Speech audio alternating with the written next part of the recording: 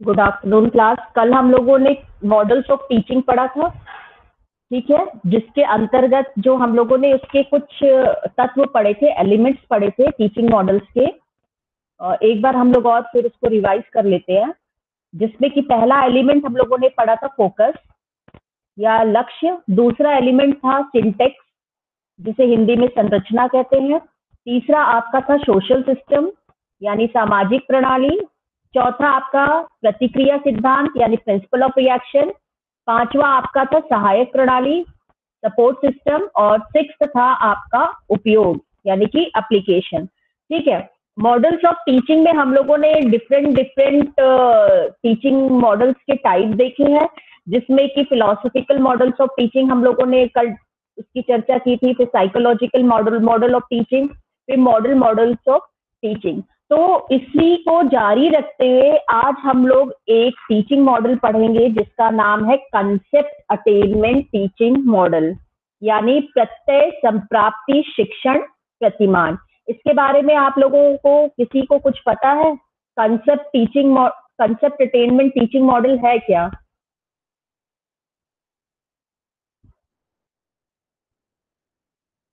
Concept किसे कहते हैं?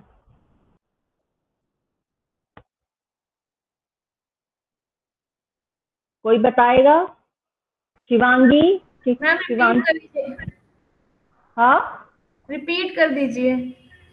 कंसेप्ट किसे कहते हैं? कंसेप्ट अटेनमेंट मॉडल आज हम लोग पढ़ेंगे, जिसे हिंदी में प्रत्यय संप्राप्ति शिक्षण प्रतिमान कहते हैं। तो कंसेप्ट कोई बताएगा? कंसेप्ट यानी प्रत्यय, इसका क्या अर्थ होता है?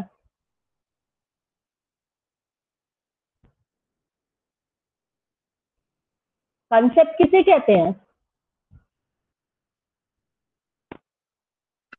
A plan to do something, structure उस किसी डिफिकल्ट काम करने के लिए। मैम आइडिया इन्वेंशन मतलब ऐसे प्लान से।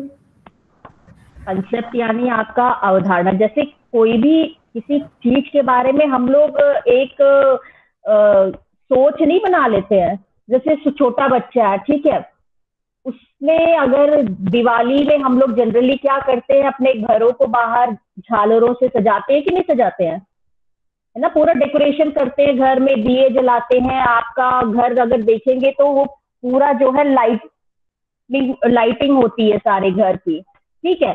तो वो छोटे बच्चे के दिमाग में ये संप्रत्यय पड़ जाता है कि दिवाली में बाहर घरों को डेकोरेट किया जाता है लाइट के द्वारा, ठीक है।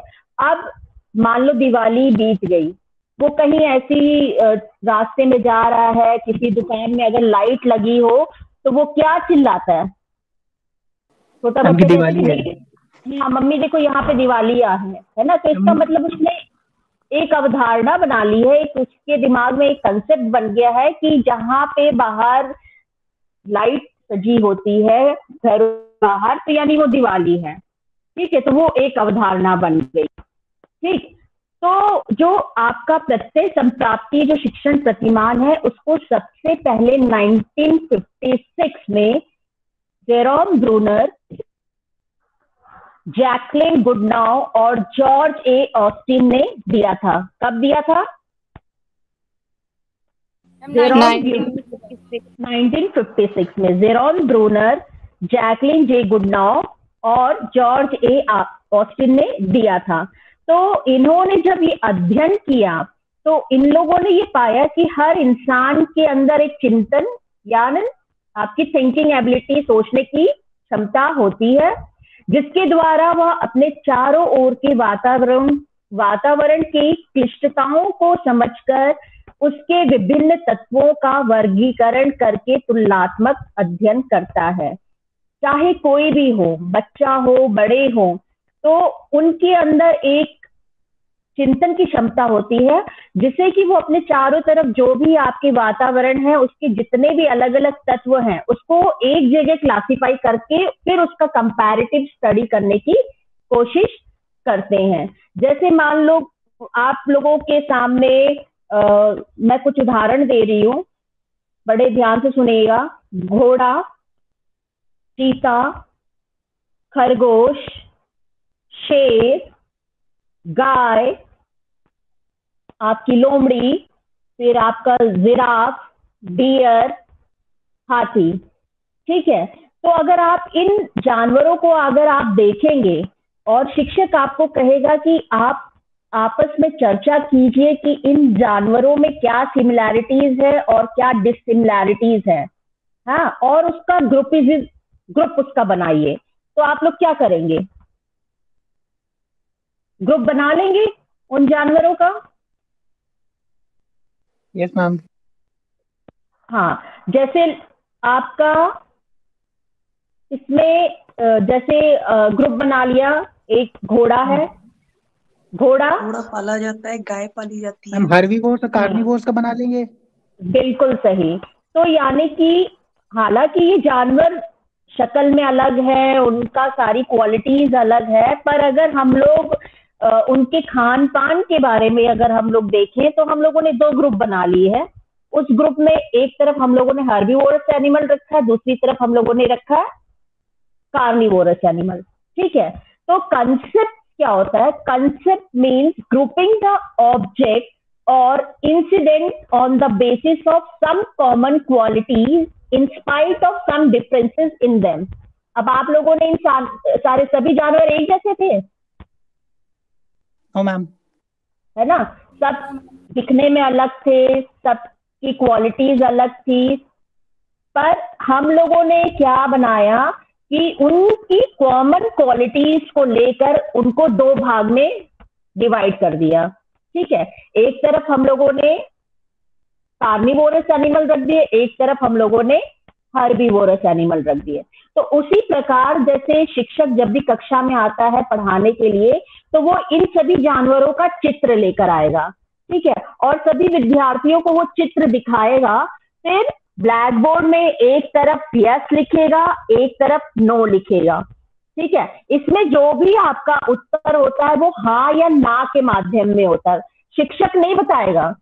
शिक्षक सिर्फ आपको सिर्फ वो चित्र दिखाएगा। अब आपको एक कंसेप्ट निर्माण करना है कि इन चित्रों को आप कैसे वर्गीकरण करना चाहेंगे। अब आपने ही वर्गीकरण किया, जैसे मैडम ने यस में काऊ लिख दिया, नो में लिख दिया लायन। तो अब आप लोग जान रहे हैं कि काऊ क्या है, कौन सा जानवर है? हर्बीवोरस। तो आपने चित्र में जो भी हर्बीवोरस एनिमल्स देखे हैं, जैसे रैबिट देखा है आपने, जिराफ देखा है, डियर देखा है, एलिफेंट देखा है, तो वो उसको आप यस जहां ब्लैक बोर्ड में लिखा उसकी तरफ लिख देंगे, और नो की तरफ जितने भी कार्निवोरस एनिमल है वो वहां पे आप लोग लिख देंगे। तो इसका मतलब जो भी संप्रत्यय हम लोग बनाते हैं उसका मतलब होता है कि आप जो भी वस्तुएं हैं उनको उनके कॉमन क्वालिटीज के अनुसार उसका ग्रुप आप निर्धारित करते हैं। ठीक है, जैसे मान लो आपको केला, आप स्ट्रॉबेरी हो गया, आम हो गया, संतरा हो गया, वाटरमेलन हो गया, ग्रेप्स हो गया, ये सब क्या है? फ्रूट्स। फ्रूट्स है। ठीक है, तो फ्रूट्स हम लोग जानते हैं कि सब फ्रूट्स जो है अलग अलग साइज के होते हैं, अलग अलग शेप के होते हैं, अलग अलग कलर के होते हैं, अलग अलग उनमें स्वाद होता है, फिर भी उनका एक कंसेप्ट होता है। वो कंसेप्ट क्या है? मैम बीज के अकॉर्डिंग हम उनको क्लासिफाई कर सकते हैं। बिल्कुल सही। जो फ्रूट्स बनता है, जनरली जो फ्रूट्स होता है वो फ्लावर से बनता है।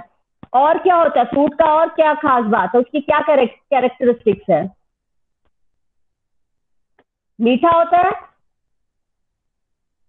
उन जूसी होता है फ्रूट, है ना, उसमें अलग सी फ्रैग्रेंस होती है, खुशबू होती है। हालांकि हम लोगों ने अभी जितने भी फ्रूट्स देखे वो सबके अलग शेप था, अलग कलर था, अलग टेस्ट था, पर इनका सबका कॉमन कैरेक्टरिस्टिक्स है कि वो मीठे होते हैं, उसमें सब में खुशबू होती है, फिर सभी फ्रूट्स जो है ज्यादातर मतलब सब रसीले होते हैं। ठीक है, अब मान लो आपने एप्पल लिया, एप्पल एक क्या है? Fruit ma'am. फ्रूट है। तो कैसे पहचानोगे कि एप्पल है? आपके दिमाग में कुछ कंसेप्ट होगा ना एप्पल के रिगार्डिंग। हाँ, कैसे पहचानोगे? मैम उसका कलर पहले तो हाँ, कौन से कलर का होता है Apple? Ma'am red. Red colour. और मैम मीठा होता है खाने में। खाने में मीठा होता है। उसकी स्किन कैसी रहती है? शाइनी रहती है, चमकती है। Yes ma'am. फिर शेप शेप के बारे में क्या कहना चाहोगे? शेप भी फ्लैटेंड डिफरेंट होता रहता है। है, दोनों दोनों तरफ से फ्लैटेंड होता है, यस मैम। खाने में मीठा होता है। ठीक है, तो हम लोग ये कह सकते हैं कि जो सेब है वो खाने लायक होता है, ज्यूसी होता है। अगर हम लोग सेब को लंबे समय तक अगर रखेंगे तो वो क्या हो जाता है? सेब को अगर लंबे समय तक रखेंगे खराब हो जाता है, ये सड़ जाता है। और अगर हम लोगों ने सेब को काट के छोड़ दिया तो ऊपर आयरन की कोटिंग हो जाती है। हाँ, वो काला पड़ जाता है ना, लाल या काला पड़ जाता है। तो इसका अर्थ ये हुआ कि जो कंसेप्ट है, जो हम लोगों ने अवधारणा जो बनाई है, concept is broader then it's definition. जो भी परिभाषा हमने दी है उससे ज्यादा ब्रॉड है उसका मायने। जैसे कि आप सेब, अभी आप लोगों ने कहा रेड कलर का होता है, कुछ सेब हरे रंग के भी तो होते हैं यस कि नहीं मैम। होते? तो जो ये रेड कलर है, ये एसेंशियल एट्रीब्यूट नहीं है इस अवधारणा का। मतलब अगर आपने लाल चीज देख ली और लाल चीज देखते ही आपने कहा कि वो सेब है, तो ये उसका सेब का जो एसेंशियल क्वालिटी है वो जरूरी नहीं है कि वो उसका कंसेप्ट फॉर्म करता हो। ठीक है, तो सेब जो है आपका हरे रंग का भी हो सकता है। ठीक, इसके बाद जो हम लोग कंसेप्ट देखते हैं उसकी कुछ बेसिक एलिमेंट्स होते हैं, जैसे एट्रीब्यूट। हर कंसेप्ट का एक गुण होता है, एट्रीब्यूट होता है। फिर उस एट्रीब्यूट की वैल्यू, यानी कि उस गुण का कुछ ना कुछ मूल्य होता है। फिर उस गुणों के मूल्य को निकालते हुए हम उसका उदाहरण देते हैं और फिर उसकी हम लोग परिभाषा डिसाइड करते हैं। तो हम लोग देखते हैं कि एट्रीब्यूट क्या होता है। एट्रीब्यूट क्या होता है?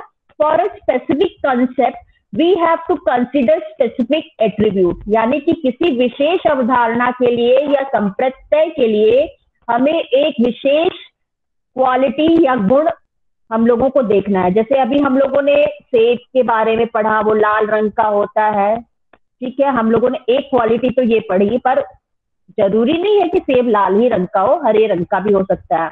वो मीठा होता है, उसको काटते हैं तो काला पड़ जाता है, लंबे समय तक आप रखेंगे तो वो सड़ जाता है। ठीक है, तो उसी तरह हम लोगों ने एनिमल्स के बारे में पढ़ा कि जो हर्बीवोरस कुछ एनिमल्स होते हैं, कुछ एनिमल्स होते हैं लैंड पे पाए जाते हैं, कुछ आपके पेट्स यानी पालतू जानवर होते हैं। तो ये सारी क्या है? Herbivorous animals, land animals, pets are concept which include certain animals having those attributes। यानी कि आपका शाकाहारी जानवर, मांसाहारी जानवर, जो जमीन पे रहता है वो जानवर, आपके पालतू जानवर, ये सारे जो जानवर की कैटेगरी में आते हैं, पर उनका कैटेगराइजेशन उनके क्वालिटीज से हम लोग कर सकते हैं ना। जैसे शाकाहारी जानवर जो घास फूस खाते हैं, मांसाहारी जानवर जो फ्लैश खाते हैं, लैंड एनिमल्स लैंड पे रहते हैं, वाटर एनिमल वाटर पे रहते हैं, एम्फीबियन आपके जल में भी रहते हैं, लैंड पे भी रहते हैं। पेट्स क्या होते हैं? जो घर में हम लोग जानवर पाते हैं। तो हम गुणों के अनुसार जो है हम लोग एट्रीब्यूट डिसाइड करते हैं। इसके बाद हम लोग कंसेप्ट के अंतर्गत हम लोग देखते हैं कि एट्रीब्यूट वैल्यू, यानी गुणों की वैल्यू भी डिसाइड होती है। जैसे मान लो हम लोग डॉग की बात कर लें, तो तुम लोगों ने डॉग्स देखे होंगे, देखे हैं कि नहीं देखे? सारे डॉग्स एक जैसे होते हैं? No no ma'am. मैम। नहीं होते हैं, है ना। सब अलग अलग होते हैं, कुछ जो है बहुत बड़े होते हैं, कुछ छोटे होते हैं। तो अगर हम लोग if we consider dog, they have difference in size, there is acceptable range of that attribute, यानी कि उनका साइज अलग होता है पर हम एक एक्सेप्टेबल रेंज हम लोग उनके गुणों की बता सकते हैं। Dogs are nor as small as squirrel nor as big as cow. ठीक है, तो जो डॉग्स होते हैं वो गिलहरी से छोटे भी नहीं होते हैं और गाय से बड़े भी नहीं होते हैं। तो जो डॉग्स होते हैं ये इन दोनों की वैल्यूज के अंदर आते हैं, यानी ना तो वो छोटे होते हैं ना तो गाय जैसे बड़े होते हैं, इनका साइज जो है इन दोनों के मध्य का रहता है। तो ये आपकी एट्रीब्यूट वैल्यू आ गए। अब हम लोग क्योंकि concept training model teaching model हम लोग पढ़ रहे हैं, इसमें हम लोगों ने इससे पहले पढ़ा था कि कंसेप्ट फॉर्मेशन के 5 एलिमेंट्स हैं, 5 या 6। जैसे सबसे पहले जो है हम लोगों ने कहा था कि कंसेप्ट जो है फोकस है ना, लक्ष्य की हम लोगों ने बात की थी। तो लक्ष्य की जो धारणा है इसका लक्ष्य धारणाओं की प्रकृति के विषय में छात्रों को ज्ञान देना तथा उनमें इस बात का बोध कराना है कैसे विभिन्न वस्तुओं व्यक्तियों या घटनाओं के मध्य परस्पर सह संबंध तथा भिन्नता ज्ञात की जाए। ठीक है, तो गोल हमारा क्या है, जितने भी वस्तुएं देख रहे हैं, जितने भी व्यक्ति देख रहे हैं, जितने भी घटनाएं देख रहे हैं, उनके बीच में क्या कोरिलेशन है या क्या डिफरेंसेस हैं, उसको हम लोग जानने की कोशिश करते हैं इस कंसेप्ट अटेनमेंट मॉडल में। ठीक है, यानी कि जैसे तुम लोग कॉम्पिटिटिव एग्जाम्स देते हो कि नहीं देते हो, उसमें ऑड मैन आउट होता है। Yes ma'am. क्या होता है वो मैम कुछ एक लिस्ट में नाम दिए होते हैं, उनको उनकी कैरेक्टरिस्टिक्स के हिसाब से उनको डिवाइड करना होता है कि कौन इस ग्रुप में आता है कि कौन नहीं आता है। हाँ, मतलब ऑड मैन जो मतलब वो कैरेक्टरिस्टिक से अलग है उसको हम लोग आउट कर देते हैं। ठीक है, जैसे आपका कोयल हो गया, आपका पीकॉक हो गया, आपका क्रेन हो गया, आपका डॉग हो गया, तो इसमें क्या अलग है? डॉग अलग है क्योंकि वो एनिमल है, बाकी ये तीनों बर्ड्स है। तो इसमें हम लोग ने ये हम लोगों का कंसेप्ट क्लियर हो गया कि जो बर्ड्स है वो एक कैटेगरी में आते हैं, एनिमल्स जो है अलग में है। तो 4 में से हम लोगों ने 3 चिड़िया देखी, 1 हमने जानवर देखा, तो उसको हम लोगों ने बाहर निकाल दिया। तो इसी प्रकार कंसेप्ट अटेनमेंट मॉडल में हम कोई भी वस्तु या कोई भी अगर व्यक्ति हो या कोई भी आपके सामने कोई इंसिडेंट हो, उसके बीच में हम लोग कोरिलेशन स्थापित करने की कोशिश करते हैं और उसमें क्या अंतर है उसको हम लोग जानने की कोशिश करते हैं। ठीक है, तो ये आपका हो गया फोकस। दूसरा आपका सेकेंड एलिमेंट क्या है? सिंटैक्स यानी संरचना। तो संरचना में क्या होगा कि जो हम ये मॉडल बना रहे हैं इसको हम किन किन अवस्थाओं में इसको हम लोग डिवाइड करेंगे। तो सबसे पहले संरचना का जो स्टेप है वो है प्रदत्तों का संकलन, यानी कि कलेक्शन ऑफ डाटा। जैसे कि अभी मैंने पहले ही उदाहरण देके बताया है कि जो टीचर है वो एनिमल का चित्र जो है वो छात्रों के सामने रख देगा, फिर छात्र उसके बारे में, इसमें आपकी इंडक्टिव थिंकिंग आ रही है। तुम लोगों ने इंडक्टिव और डिडक्टिव मेथड ऑफ टीचिंग पढ़ा होगा। तो इसमें जो है आप जो है चिंतन करते हैं, उस फोटो को देखते हैं और उसमें फिर आप लोग सोचते हैं कि इस फोटो में ऐसा क्या अलग है या इसकी हम लोग क्या क्या कैटेगरीज हम लोग बनाएं। तो इसमें जो प्रदत्तों का संकलन है या कलेक्शन ऑफ डाटा है, तो इसमें छात्रों के समक्ष किसी घटना या व्यक्ति से संबंधित विभिन्न प्रकार के आंकड़े प्रस्तुत किए जाते हैं और छात्र इन आंकड़ों की सहायता से अलग अलग अपने कंसेप्ट का विकास करते हैं। ठीक है, जैसे कि हम लोग स्टार्टिंग में देख चुके हैं कि हम लोगों ने 2 कैटेगरी बना ली थी, एक हर्बीवोरस एनिमल की और एक आपकी कार्निवोरस एनिमल की। इसके बाद हम लोग सेकेंड जो स्टेप है हमारा वो है नीति विश्लेषण यानी पॉलिसी एनालिसिस। इस चरण में क्या होता है कि जो छात्र हैं उनके पास जो भी सूचनाएं हैं उसका वो लोग विश्लेषण करते हैं।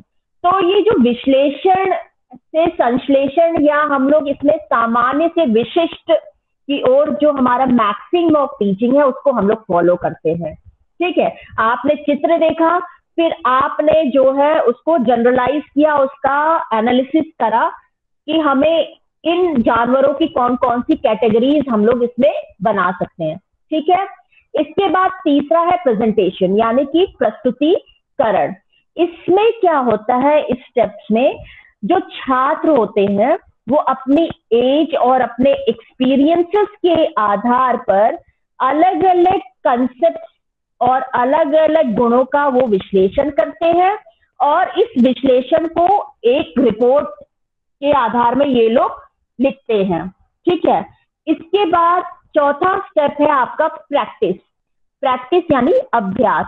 तो इस स्टेप में जो छात्र जो भी उसने कंसेप्ट सीख लिया है उसका वो लोग उपयोग करेंगे, उसका अभ्यास करेंगे, उसकी व्याख्या करेंगे, उससे संबंधित जो भी सूचनाएं हैं वो निकालेंगे। ठीक है, इंडक्टिव मेथड में भी यही होता है, तुम लोगों को एक फॉर्मूला दिया जाता है या कुछ ऐसी समस्या दी जाती है, फिर उस समस्या को आप लोग सोचते हुए फिर उसका फॉर्मूला आप लोग निकालते हैं। इंडक्टिव डिडक्टिव मेथड आप लोगों ने देखा है। ठीक है, तो ये आपका हो गया सिंटैक्स। पहला हम लोगों ने देखा लक्ष्य क्या था, दूसरा हम लोगों ने देखा कंसेप्ट अटेनमेंट मॉडल का सिंटैक्स क्या है। जैसे कि मैंने पहले ही बताया है कि सिंटैक्स में आप लोग स्टेप्स लिखते हैं, यानी कि इसमें जो है स्टेप्स की व्याख्या की जाती है। फिर आपका तीसरा क्या है, इसमें थर्ड एलिमेंट क्या है? Ma'am policy analysis. नहीं, एलिमेंट जो element of model of teaching है उसमें सोशल सिस्टम। ठीक है, सामाजिक प्रणाली। तो सामाजिक प्रणाली में जैसे कि मैंने पहले बताया कि सामाजिक प्रणाली में क्या होता है, इसमें टीचर और स्टूडेंट के बीच का जो परस्पर इंटरैक्शन है, उनके क्या रिलेशन है, या एक प्रतिमान मॉडल दूसरे प्रतिमान से क्या अलग है, उसके बारे में बताया जाता है। तो इसमें सोशल सिस्टम में इसमें क्या होता है कि शिक्षक प्रारंभ में छात्रों के समक्ष आंकड़े यानी कि डाटा को रखता है, उसको प्रस्तुत करता है और आंकड़ों के विश्लेषण में उनकी सहायता प्रदान करता है। तो इसमें जो शिक्षक की जो भूमिका होती है वो क्या होती है, कंट्रोलर या गाइड के रूप में होती है, क्योंकि शिक्षक जो भी चित्र दिखा रहा है वो सिर्फ ब्लैक बोर्ड में यस, हाँ अथवा ना के माध्यम से ही उसका उत्तर देगा, वो बच्चों को बताएगा नहीं। उसने चित्र दिखा दिया, बच्चों को खुद अपने कंसेप्ट का निर्माण करना है। ठीक है, एक उदाहरण शिक्षक अपना ब्लैक बोर्ड में लिख देगा और उसी उदाहरण को फॉलो करते हुए स्टूडेंट्स फिर उसके नीचे अपने आंसर लिखेंगे। ठीक है, तो ये आपका सोशल सिस्टम हो गया। फिर आपका चौथा क्या था? Principle of reaction. Support system. इसमें क्या है, हाँ इसमें पाठ्य वस्तु को इस प्रकार से व्यवस्थित किया जाता है कि जिससे प्रत्ययों का बोध सरलता से हो सके। इसमें छात्रों का कार्य नए कंसेप्ट की खोज करना नहीं बल्कि उनका जो कंसेप्ट है उसका एनालिसिस करना है, जो कि शिक्षक ने पहले से ही एनालाइज कर दिया है। ठीक है, तो इसमें ये कोई नए प्रत्यय नहीं खोजता है, उनका वो जो कंसेप्ट है वो ऑलरेडी पहले जानवरों का हार्बीवोरस और कार्निवोरस या फ्रूट्स का हम लोग कंसेप्ट ले लेते हैं, वो पहले से ही प्री डिसाइडेड है, पर वो जो है उन धारणाओं को समझते हुए उन चीजों को अलग करने की या उसको कैटेगराइज करने की, उसमें अंतर जानने की कोशिश करता है। इसके बाद आता है आपका मूल्यांकन। तो जो कंसेप्ट अटेनमेंट टीचिंग मॉडल है उसका मूल्यांकन शिक्षक कैसे करेगा? जब वो इस टीचिंग मॉडल से पढ़ा देगा तो वो छात्रों की एक लिखित परीक्षा ले सकता है जिसमें कि वो ऑब्जेक्टिव क्वेश्चंस या ऐसे टाइप ऑफ क्वेश्चंस पूछ सकता है, या कोई भी मूल्यांकन विधि को अपनाते हुए वो कंसेप्ट अटेनमेंट मॉडल का मूल्यांकन कर सकता है। ठीक है, और उसके बाद अंत में आता है एप्लीकेशन या इसका उपयोग। तो इसकी सहायता से विज्ञान के जितने भी आधारभूत सिद्धांत हैं उसको सरलता से पढ़ाया जा सकता है। ठीक है, तो ये सारे एलिमेंट्स हुए कंसेप्ट अटेनमेंट मॉडल के। तो कुछ इसके मेरिट्स हैं कंसेप्ट अटेनमेंट मॉडल के। उसमें पहला तो मेरिट ये है कि पावर ऑफ रीजनिंग, यानी कि जो विद्यार्थी है उसमें जो है रीजनिंग की पावर, ठीक है, वो कारण बताने की पावर उसमें विकसित हो जाती है। फिर दूसरा इसका प्लस पॉइंट ये है कि इमेजिनेशन एबिलिटीज विकसित होती है, यानी कि कल्पनाशीलता उसमें उसकी विकसित होती है। फिर इंटेलेक्चुअल डेवलपमेंट होता है, क्योंकि वो अपने अवधारणा के अनुसार जो है चीजों को कैटेगराइज करना सीख जाता है, तो उसमें उसकी बुद्धि लगती है, तो यानी कि बौद्धिक विकास होता है। फिर सेल्फ स्टडी की हैबिट इसमें फॉर्मेशन होती है। फिर इसमें no strain on the mind, यानी कि दिमाग में ज्यादा जोर नहीं देना पड़ता है। और एप्लीकेशन ऑफ नॉलेज, यानी कि वो अपने ज्ञान का उपयोग कर सकता है। और एक खास बात और ये है कि जब हम इस प्रतिमान के द्वारा पढ़ाते हैं तो विद्यार्थियों का ऑब्जर्वेशन पावर बढ़ता है, यानी कि वो बहुत अच्छे ऑब्जर्वर हो सकते हैं। ठीक है, तो ये जो है आपका कंसेप्ट अटेनमेंट मॉडल का इतना ही पार्ट था। समझ में आया तुम लोगों को कंसेप्ट अटेनमेंट मॉडल क्या क्या होता है? Yes ma'am. हाँ, इसके कुछ डीमेरिट्स भी है। जैसे हम लोग ब्रेनस्टॉर्मिंग टेक्निक नहीं यूज करते हैं, तुम लोगों को मैंने पढ़ाया था ब्रेनस्टॉर्मिंग टेक्निक क्या होती है। कोई भी एक समस्या रख दी जाती है और उसके बाद जो है स्टूडेंट जो है उस समस्या के बारे में सोचना शुरू कर देता है, या उसके मस्तिष्क में वो तूफान आ जाता है कि मुझे इस समस्या का हल निकालना है। ठीक है, उसी तरह सेम ऐसे ही है कि इसमें भी शिक्षक ने समस्या रख दी है, ठीक है, और स्टूडेंट जो है इस समस्या का समाधान करने की कोशिश करता है। अब इस जो हम लोग कंसेप्ट अटेनमेंट मॉडल की बात कर रहे हैं, इसके कुछ डीमेरिट्स भी हैं। इसका डीमेरिट ये है कि all the students in the classroom may not be able to participate in the teaching learning process. यानी कि हम लोग देख रहे हैं कि जो कंसेप्ट अटेनमेंट मॉडल है उसमें कुछ ही विद्यार्थी पार्टिसिपेट करते हैं, सभी विद्यार्थी नहीं करते हैं। ठीक है, यानी कि the students who are active, जो एक्टिव होते हैं वो पार्टिसिपेट करते हैं पूरी तरह से, और जो दूसरे होते हैं इनएक्टिव होते हैं वो लोग उसमें पार्टिसिपेट नहीं करते हैं। और दूसरा डीमेरिट ये है कि some student in the classroom में रिमेन एब्सेंट माइंडेड, यानी कि मान लो किसी को इंटरेस्ट नहीं आ रहा है तो वो उस पर ध्यान ही नहीं देगा। ठीक है, इसके अलावा तीसरा इसका डीमेरिट ये है कि a student may have wrong hypothesis for some time and he और she may go on thinking in wrong direction. यानी कि कभी कभी ऐसा होता है कि जो हमारे सामने चित्र प्रस्तुत किया जा रहा है वो उसके बारे में सोच नहीं सकता है, या उसके बारे में गलत परिकल्पना बना लेता है और वो गलत दिशा में भटक जाता है। तो इसकी कुछ खामियां हैं। अब हम लोग जो कंसेप्ट अटेनमेंट मॉडल की बात कर रहे हैं तो उसके बारे में जो है कुछ सुझाव भी दिए गए हैं। जैसे कि पहला सुझाव ये है कि किस प्रकार से हम लोग अपने कंसेप्ट अटेनमेंट मॉडल को सक्सेसफुल बनाएंगे।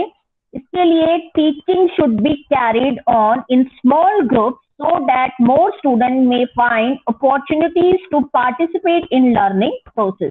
यानी कि ये जब भी टीचिंग मॉडल का आप इस्तेमाल करिए तो उसमें छोटे छोटे समूहों में विद्यार्थियों को बांट दीजिए, और जब छोटे छोटे समूह होंगे तो सभी को बराबर मौका मिलेगा उस एक्टिविटी में पार्टिसिपेट करने का। ठीक है, फिर the teacher give instruction to whole class, यानी कि जो भी आपकी कक्षा है उसमें सबसे पहले जो शिक्षक है वो पूरा इंस्ट्रक्शन निर्देशन दे देगा। The teacher should give 1 or 2 positive और negative example of the concept that he wants to teach.